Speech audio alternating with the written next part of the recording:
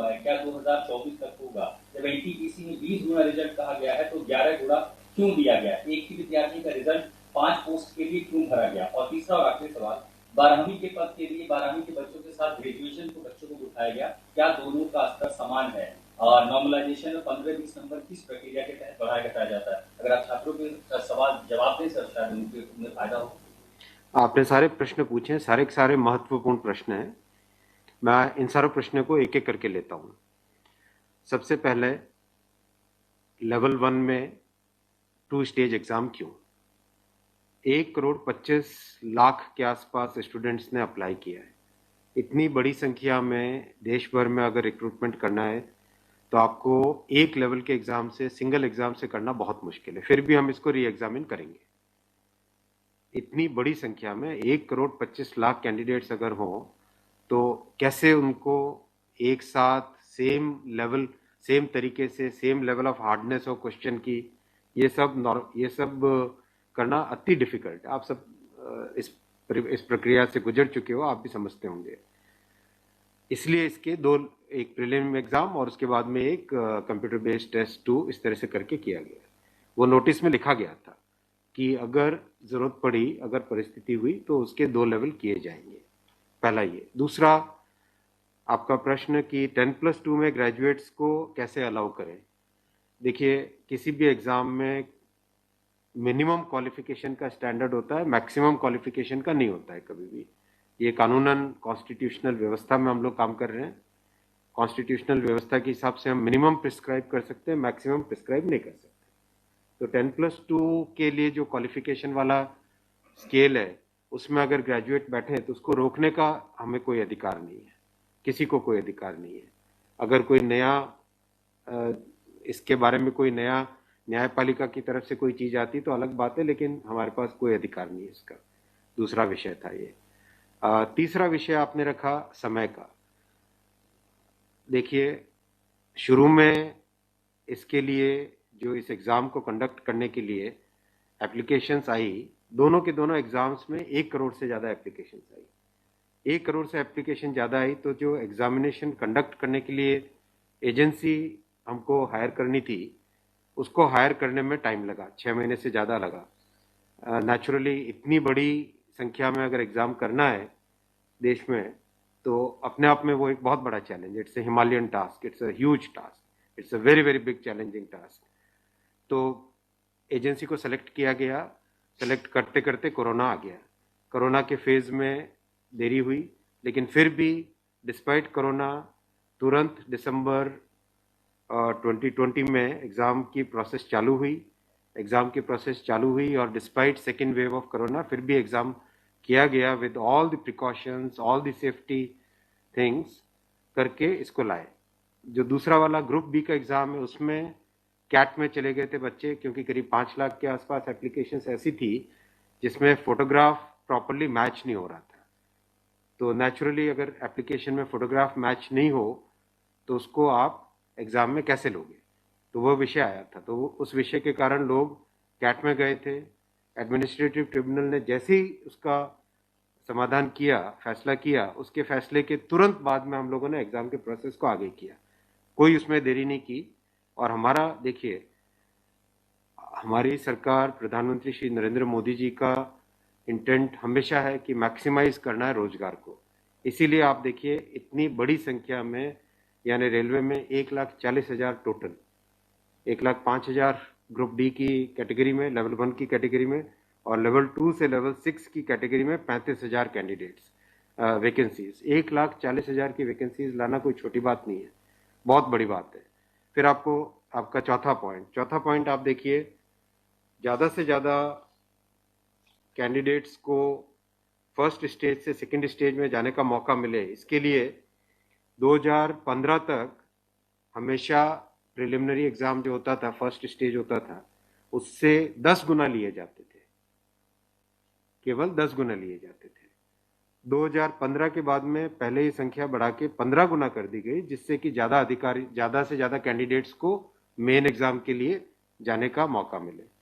और 2019 में इस संख्या को 20 गुना किया गया ताकि ज़्यादा से ज़्यादा लोगों को अवसर मिले।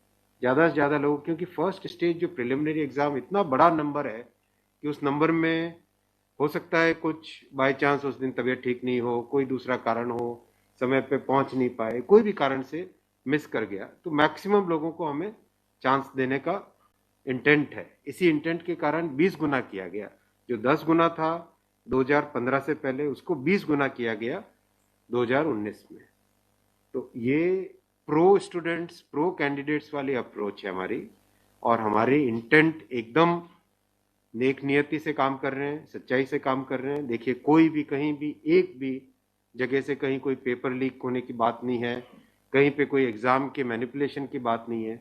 जो आज सिर्फ मुद्दा है, मुद्दा सिर्फ इतना है कि शॉर्टलिस्ट कैंडिडेट्स कितने किए जाए, यही मुद्दा है। इस मुद्दे को सॉल्व करेंगे, इसको भी हम बहुत सेंसिटिवली सॉल्व करेंगे। हमारे लिए छात्र हमारे साथी हैं, हमारे भाई हैं, हमारी बहनें जो एग्जाम दे रहे हैं, तो हमारे लिए बहुत इंपॉर्टेंट है, हम इसको बहुत सेंसिटिवली हैंडल करेंगे। तस्वीर और दिखाई पड़ी बच्चों पर लाठीचार्ज, कल रात को आपने देखा, अगर तस्वीरें दिखाई हो हॉस्टल में घुस, मैं आपको इतना बताना चाहूंगा कि जो लोग किसी भी अपनी खुद की संपत्ति को अगर जलाते हैं, खुद की संपत्ति पे अगर अटैक करते हैं, उसको डिस्ट्रॉय करने की कोशिश करते हैं, तो उसमें जो प्रक्रिया पुलिस की होती है वो होनी, अगर हुई है, मेरी बात आप इसमें स्पष्ट रखिए कि मैं छात्रों को कह रहा हूं कि आपकी संपत्ति है, आप अपनी संपत्ति को जलाने के लिए क्यों बाहर निकले।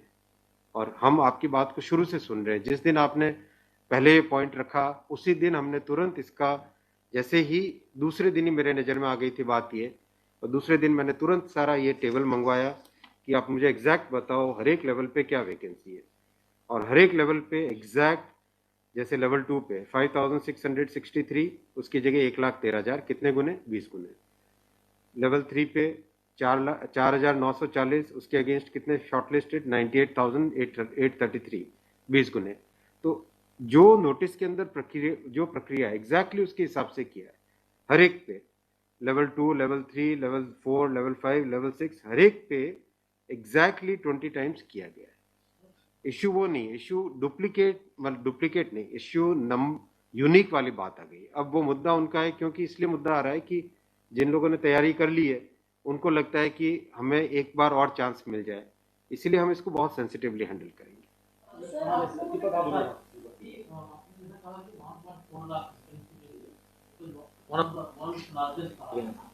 As of now, how many recruitment has happened, and by when all these things will be done? Because it was announced. यही तो रिक्रूटमेंट चल रहा है। देखो, इतना मैसिव, मैं आपको पूछूं कि वर्ल्ड का सबसे बड़ा एग्जाम कौन सा है?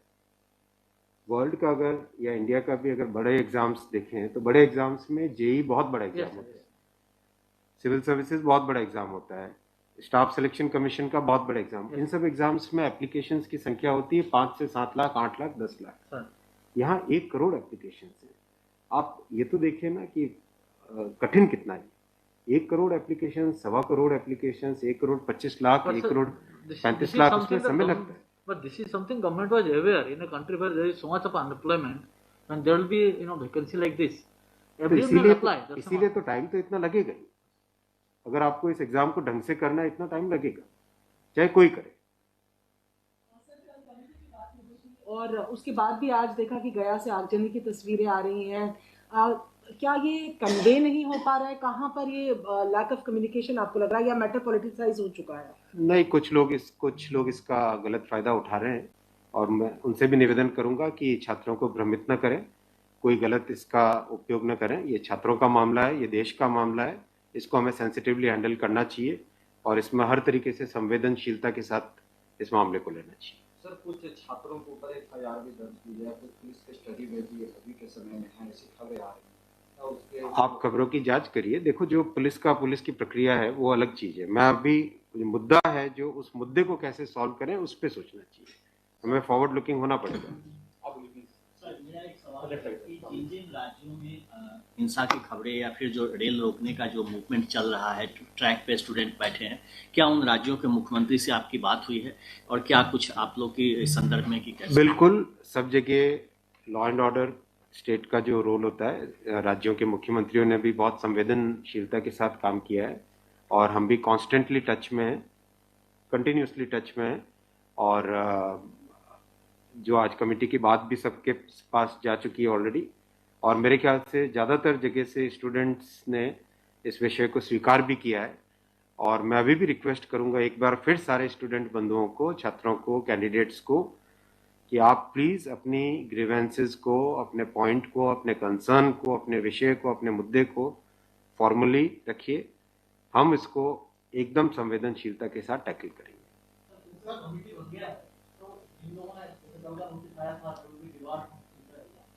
Will that also be considered, because they did not know that this is going to happen? नहीं, देखो, कमिटी एक बहुत ही सीनियर ऑफिसर्स की है और ये कमेटी हर चीज़ को, जितने भी मुद्दे इसमें आएंगे और हर एक मुद्दे को जल्दी से जल्दी, इसमें कमेटी का टाइम लिमिट भी दिया। कितना टाइम दिया हमने? टाइम लिमिट टोटल 4 मार्च तक। जो कमेटी की रिपोर्ट आने का क्या मतलब, जल्दी से जल्दी हमारा एम है कि इस मुद्दे को बिल्कुल भी डिले ना करके जल्दी से जल्दी सॉल्व करें। 16/2 तक सारे के सारे कैंडिडेट्स अपने कंसर्न सबमिट कर सकते हैं। 3 वीक्स टाइम दिया। I think that's a reasonable time. इससे ज़्यादा टाइम देने की ज़रूरत नहीं है। और कमिटी अपना सारे कंसर्न्स को एग्जामिन करके रिकमेंडेशंस देने का टाइम 4 मार्च दिया गया। तो कोशिश करेंगे उससे पहले अगर हो जाए, 4 मार्च से भी पहले अगर हो जाए। डिपेंड करेगा कि कितने रिप्रेजेंटेशंस आते हैं। और मोटे मोटे मुद्दे तो अभी आ चुके हैं पब्लिक में सबके, इसलिए मुझे नहीं लगता है कि इसमें बहुत ज़्यादा टाइम लगेगा। वो आपकी नॉलेज में आ गया है, मोटा मोटी सही आ गया है। दूसरी ओर ये कि जो आपके पैरामीटर्स हैं उस पर सब कुछ सही तरीके से लिया गया है, उसी तरह से शॉर्ट लिस्ट किया गया है। फिर इसमें प्रॉब्लम कहाँ? फिर उसमें कमेटी आपको रिपोर्ट क्या करेगी और करेंगे क्या? इसका मतलब अगर चेंज करते हैं कुछ तो दूसरे एक बड़ा पक्ष और भी तो विरोध करेगा। हाँ, ये इसीलिए तो मैं आपको देखो बताऊं ना, एग्जैक्ट किसी भी लेवल पे नोटिस में जो लिखा था कि 20 गुना कैंडिडेट लेंगे, अगर आपके सामने टेबल रखा हुआ है, 5,663 की जगह 1,13,000 यानी 20 गुना। 4,940 के लेवल 3 में 98,833 20 गुना। 161 के अगेंस्ट 3223 20 गुना। 17,393 347 3,47,676 20 गुना। 7,124 वैकेंसीज के अगेंस्ट 1,42,413 20 गुना। एग्जैक्ट 20 गुना है हर एक लेवल का। अब स्टूडेंट्स क्या कह रहे हैं कि जिन कैंडिडेट्स ने एक से ज्यादा लेवल में क्वालिफाई कर दिया है, राइट जी, उसके कारण सपोज मान लीजिए लेवल 3 में जो लेवल 5 का कैंडिडेट है वो भी क्वालिफाई हो गया है जी, तो वो लेवल 3 में कोई एक कैंडिडेट को जो क्वालिफाई नहीं हुआ है, उसे लगता है कि अगर उसको यूनिक के हिसाब से काउंट करते तो शायद उसको भी एक मौका मिल जाता मेन एग्जाम देने का। बराबर है, ये मुद्दा है, मुद्दा ही है।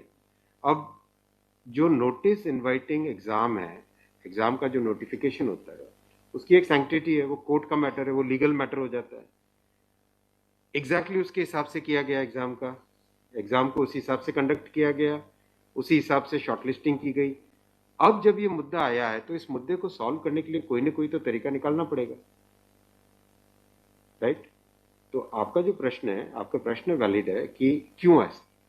आपके सामने डेटा सामने रखे हुए हैं, डेटा आप सबके सामने है, बिल्कुल एग्जैक्ट डेटा है कोई, और ये डेटा हमने पहले दिन ही दे दिया था। जो टर्म कंडीशंस ऑलरेडी जब पब्लिसाइज किया जाता है, कोई पोस्ट होती है तो उसके लिए टर्म कंडीशंस ऑलरेडी पहले से घोषित होता है, उसके आधार पर ही ये सब कुछ किया गया होगा। हाँ बिल्कुल। फिर एक कमेटी या आपको कुछ रास्ता आप नहीं दिख रहा है क्या? ये जो कमेटी रिपोर्ट देगी क्या उसके अगेंस्ट देगी जो आपके टर्म कंडीशंस पहले वाले थे? बात वही है ना कि आपकी बात तो फिर लोग कोर्ट जाएंगे। हाँ, बात वही होगा जो नहीं, अपने को तरीका ऐसा सॉल्व करना पड़ेगा, कोई तो ऐसा तरीका निकालना पड़ेगा जिससे कि जो लोग शॉर्टलिस्ट हुए हैं उनका भी करियर इफेक्ट ना हो, उनके प्रोस्पेक्ट्स भी कमजोर ना हो, और जो लोगों की ग्रीवेंस है उस ग्रीवेंस को तो एड्रेस करना पड़ेगा ना। छात्रों का मुद्दा है और लोगों ने अगर ग्रीवेंस रेज की है तो हमारी ड्यूटी है कि उसको हमें एड्रेस तो करना पड़ेगा ना। लेकिन आप देख रहे हैं आपके सामने ये टेबल है, एग्जैक्ट हर एक लेवल पे 20 टाइम्स है एग्जैक्ट। ये आप टेबल आप सब लोग देख लीजिए। और ये हमने जैसे ही शॉर्टलिस्टिंग हुई, कुछ लोगों ने मुद्दा उठाया, तुरंत मैंने आरआरबीज को क्लियर बोला था कि ये एग्जाम हमारी तरफ से एकदम ट्रांसपेरेंटली होना चाहिए और हर जगह एग्जैक्ट ये सब नंबर्स रखे गए। एक सवाल अगर आपके धन्यवाद। ठीक है, थैंक यू सो मच।